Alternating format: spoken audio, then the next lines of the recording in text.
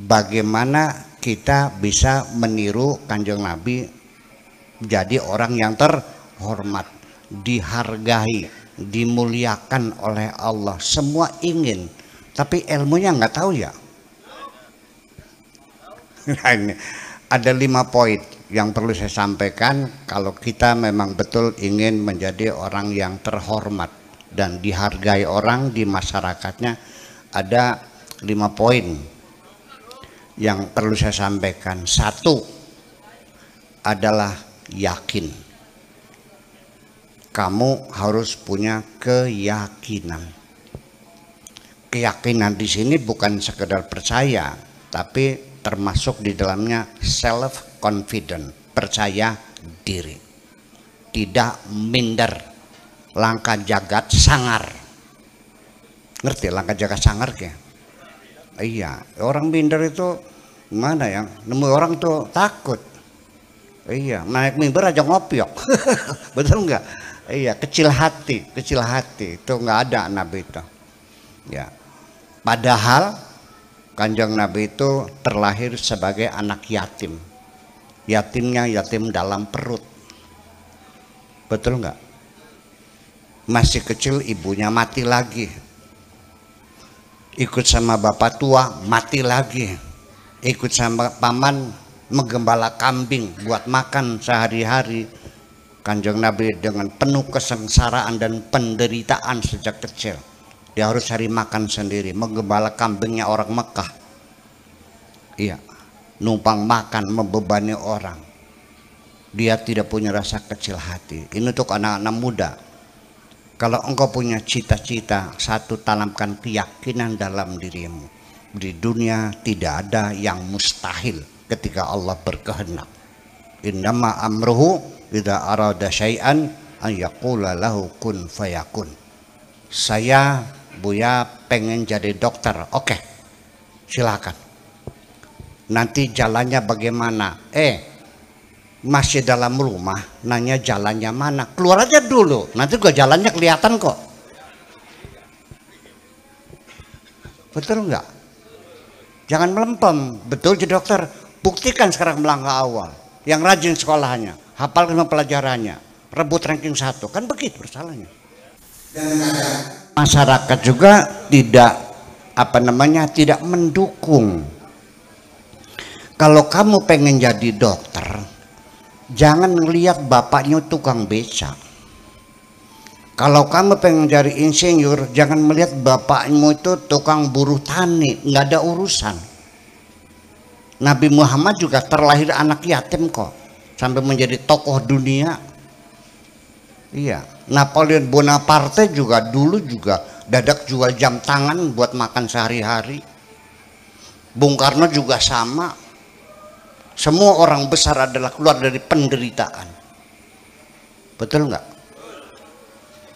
Dan negeri ini juga yang akan memakmurkan negeri ini, memajukan negeri ini, bisa menjadi negara besar nanti yang akan membangun negeri ini, dan orang-orang yang hidupnya ditindas sehari-hari, bukan orang-orang yang dimanjakan oleh negara itu. Dengarkan baik-baik. Betul? Setuju? Ya, itu persoalannya. Iya. Bukan dimanjakan dengan fasilitas, wah udah berfoya-foya. Nah itu semua, yakin aja dulu. Itu yang penting sekali adalah percayalah bahwa tidak ada yang mustahil di dunia ini. Yang penting kita bergerak saja dulu. Ya, jangan nanti jalannya bagaimana. Nggak usah mikir.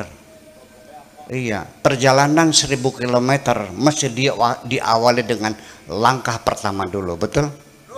Ya iya, nanti bagaimana caranya, biaya kuliahnya dari mana? Keluar aja dulu, masih dalam rumah mau nanya jalannya kemana?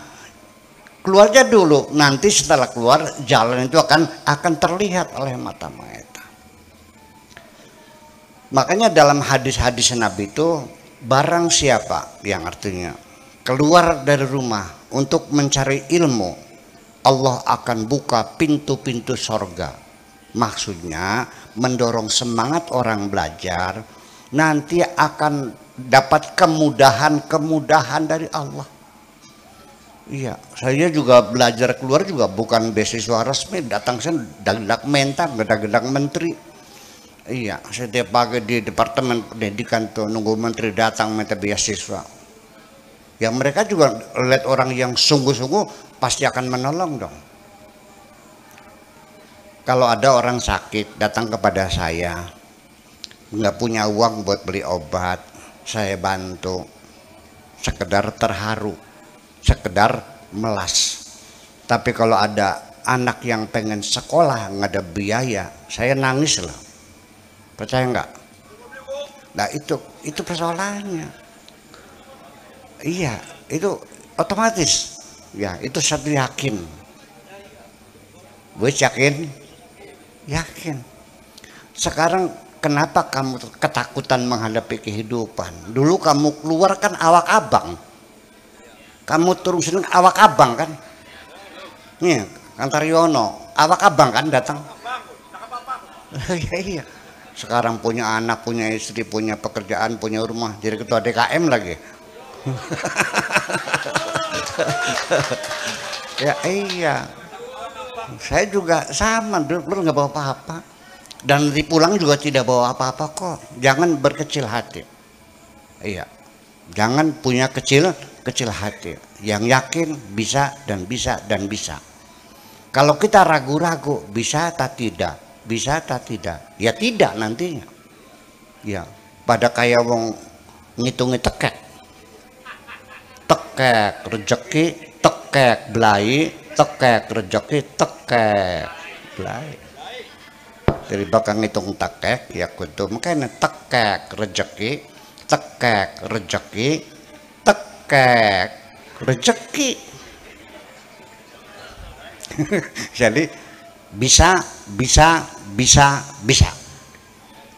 berapapun harganya. Nah itu yang jadi persoalan ibu-ibu sekalian. Kemudian setelah kita yakin mantap gitu, siapapun yang punya niat yang baik, percayalah akan diberi kemudahan oleh Allah. Iya. Wa man lam ya'taqid lam yantafi'. Kalau orang tidak punya keyakinan yang kuat, nggak ada manfaatnya kamunya. Akan terombang-ambing oleh gelombang kehidupan yang gak jelas. Iya dong. Nah, yang kedua, supaya engkau menjadi orang terhormat, berwibawa, disanjung orang, setelah punya keyakinan, punya visi dan misi, punya program, punya target, punya tujuan yang jelas, itu penting. Iya, kalau dalam negara namanya GBHN, betul nggak? Ada jelas tujuannya. Tapi sekarang GBHN nggak ada ya? Ya wis lah. Punten. Nih, yang kedua setelah kita yakin itu yang dua adalah al-ata, kedermawanan. Itu yang buat orang terhormat adalah karena kedermawanan. Kedermawanan ini ibu-ibu tidak mesti harus uang. Tenaga juga bisa. Nyumbang masjid, ini kan belum selesai katanya masih ada yang kurang ya. Oke. Kalau nggak bisa nyumbang uang, ya nyumbang tenaga lah. Bisa nggak? Hari Jumat, pada Jumat, singkir yang baju, ikut ngaduk semen kan gitu, nyumbang tenaga. Bisa kan? Iya. Kalau seandainya tenaganya nggak bisa, udah tua, suaranya enak, ya buka seser, selawatan boleh. Lah iya, suaranya nggak enak, ya sudah dedonga dengan doakan masjid ini supaya cepat jadi. Selesai kan? Nah, bagaimana orang itu kaya, lalu kepengen dihormati karena kekayaannya, nggak ada urusan. Jangan salah paham, hei orang kaya. Aku menghormati kamu bukan karena kekayaanmu, nggak ada urusan. Jel badogun dewek. Teng hormati soten bakasirannya loman, paham bikin ke? Mendecung apa? Ini yang jadi masalah. Orang pinter juga, jangan kau minta aku menghormatimu karena kamu kiai besar, nggak ada urusan. Ilmunya digelar nggak? Digelar, saya hormati. Kalau untuk dirimu sendiri silakan ilmu sendiri. Cek badokan dewek mono. Iya dong. Ya, kedermawanan dengan ilmunya, dengan nasihatnya, dengan pikirannya, dengan tenaganya, dengan doanya, semuanya. Bagaimanapun juga orang itu akan terikat dengan kebaikan-kebaikan kita. Kurung,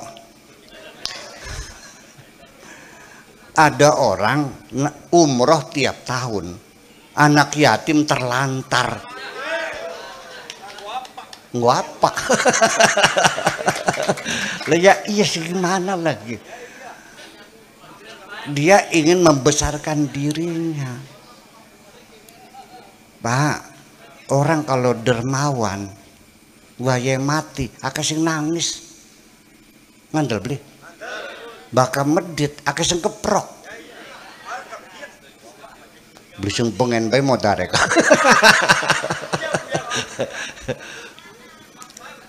Bapak-bapak, ibu sekalian, ketika engkau miskin dan engkau tidak bisa membantu orang lain, nggak ada masalah, bisa dimaklumi.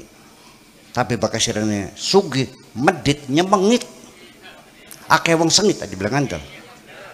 Percaya enggak? Orang kaya medit, banyak yang benci, banyak yang mengintai. Iya, makanya as-sodaqah tadfaul bala.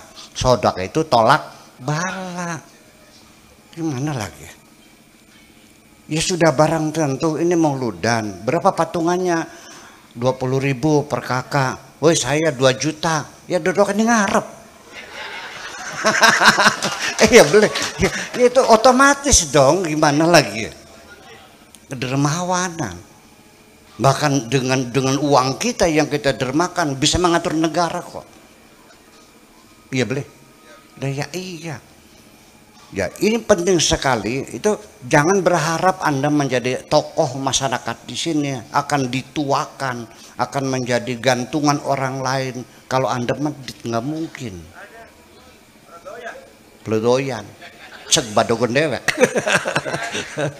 Nah, itu persoalannya ya. Itu kedua jadi masih dermawan, yakin dermawan.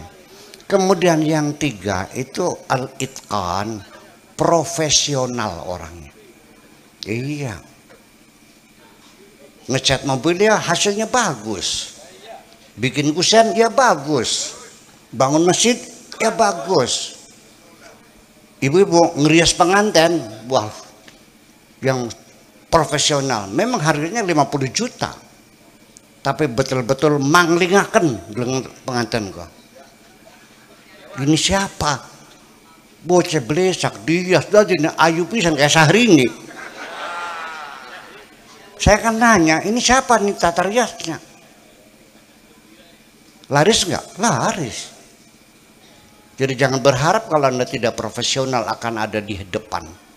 Profesionalisme dalam memimpin kecamatan profesional, memimpin desa profesional, dari kiai profesional. Ya, iya dong, iya. Termasuk ketua DKM. Profesional. Iya. Iya dong, saya profesional. Dalam segala hal, administrasi, ya, transparansi, ya, keterbukaan, diumumkan setiap Jumat uang masuk sekian, keluar sekian. Itu namanya hebat. Nah, itu dia. Ada menang, Boy.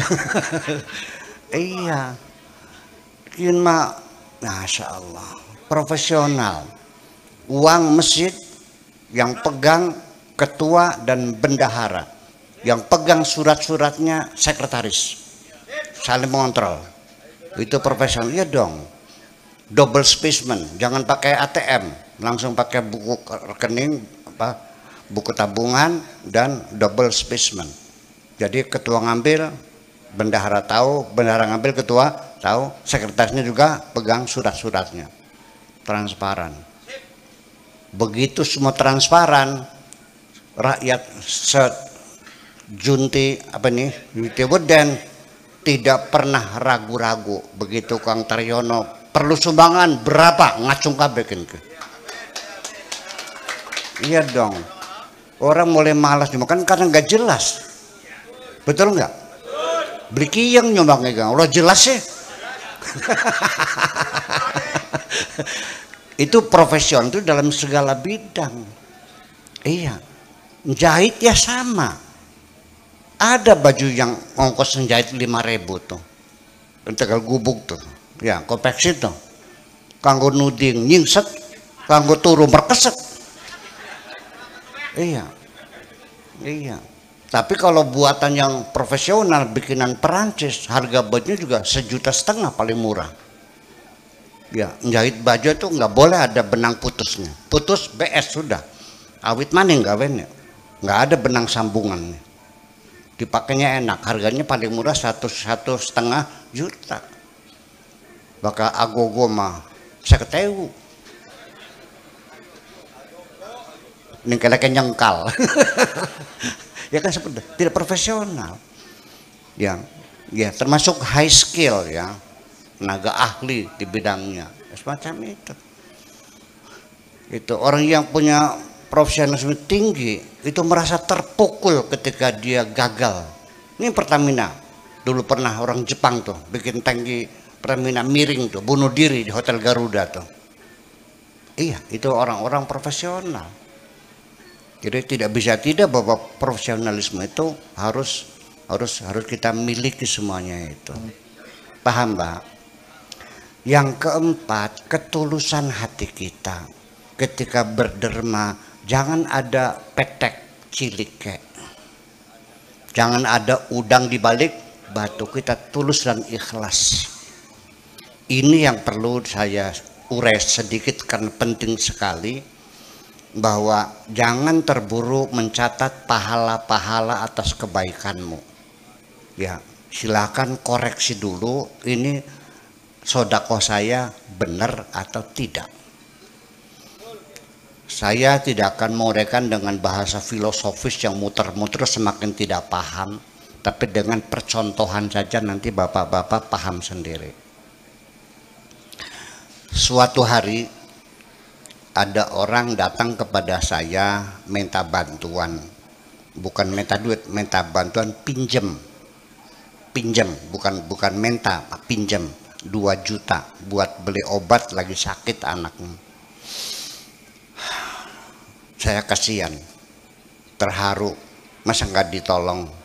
Dan dalam hati saya, kalau untuk berobat, untuk makan, pantang dipinjam itu, harus dikasih. Kecuali buat modal ya. Jadi pinjaman produktif, pinjaman konsumtif itu mesti dibedakan. Kalau pinjaman konsumtif dimintai bunga, riba, haram hukumnya. Tapi kalau iya dong, kalau produktif ya bagi untung dong.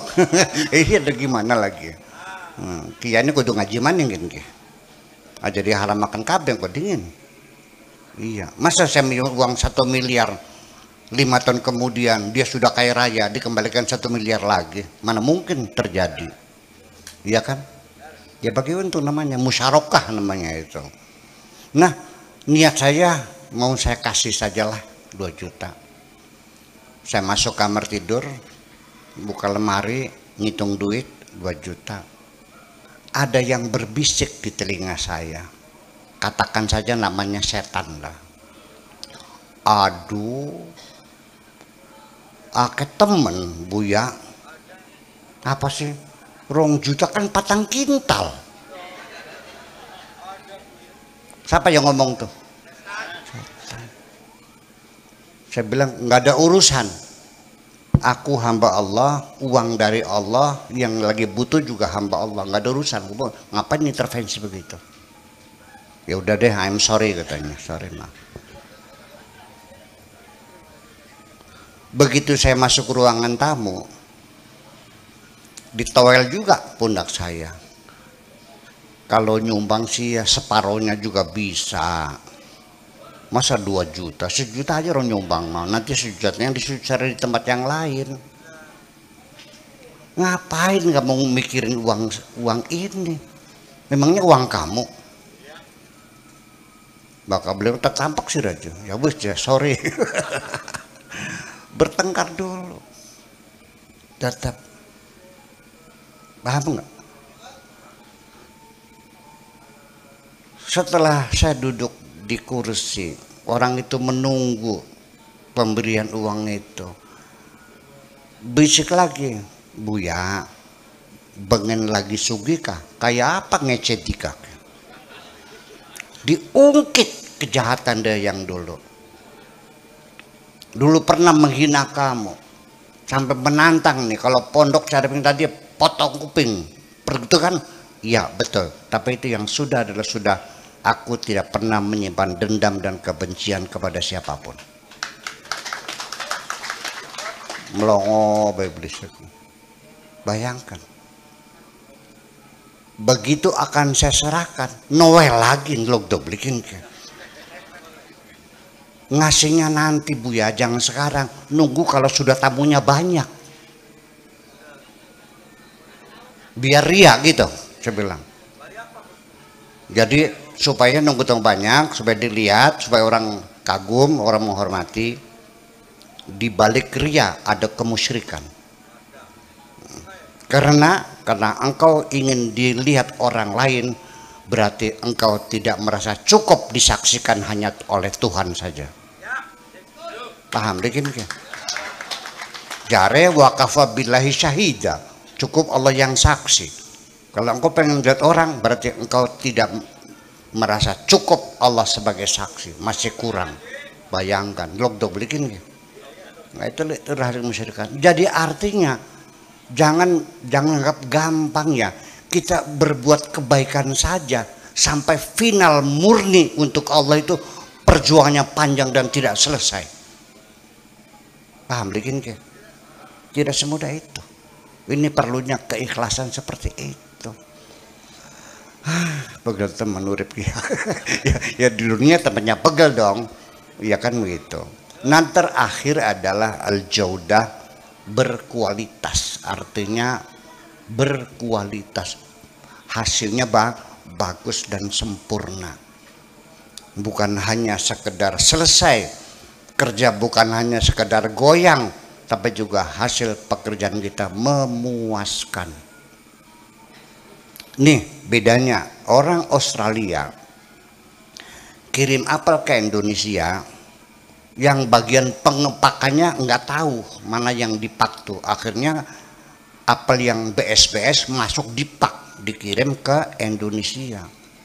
Majikannya nanya, mana yang BS-nya? Udah dikirim. Wah panik dia. Panik.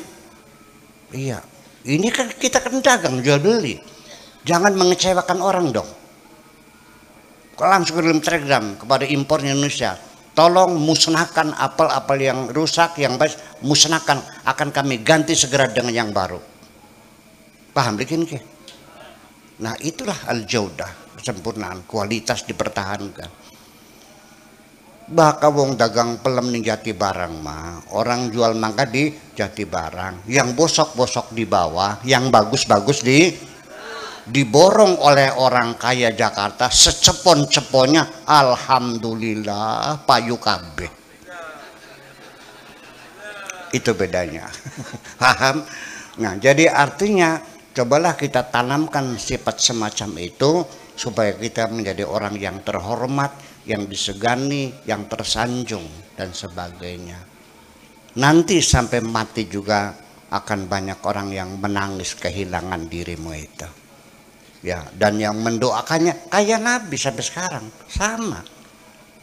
Ya, Syekh Syarif itu sampai sekarang orang mendoakan, betul nggak? Lah ya iya, Kanjeng Nabi sealam dunia mendoakan dia. Ya, siapapun dijunti, yang minimal se-Indonesia mungkin ya apa namanya?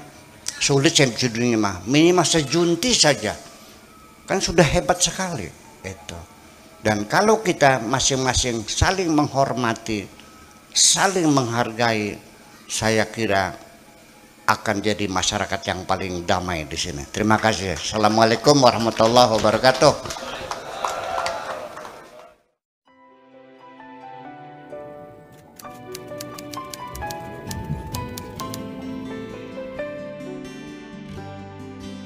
Aku hanya ingin berbagi kebahagiaan dan tidak menggurui siapapun. Terlalu sulit bagiku untuk menyalahkan siapapun. Akan tetapi apabila ada orang yang ingin mengisi raporku, tentu aku sangat gembira sekali. Dan kujamin aku tidak akan sakit hati sedikit.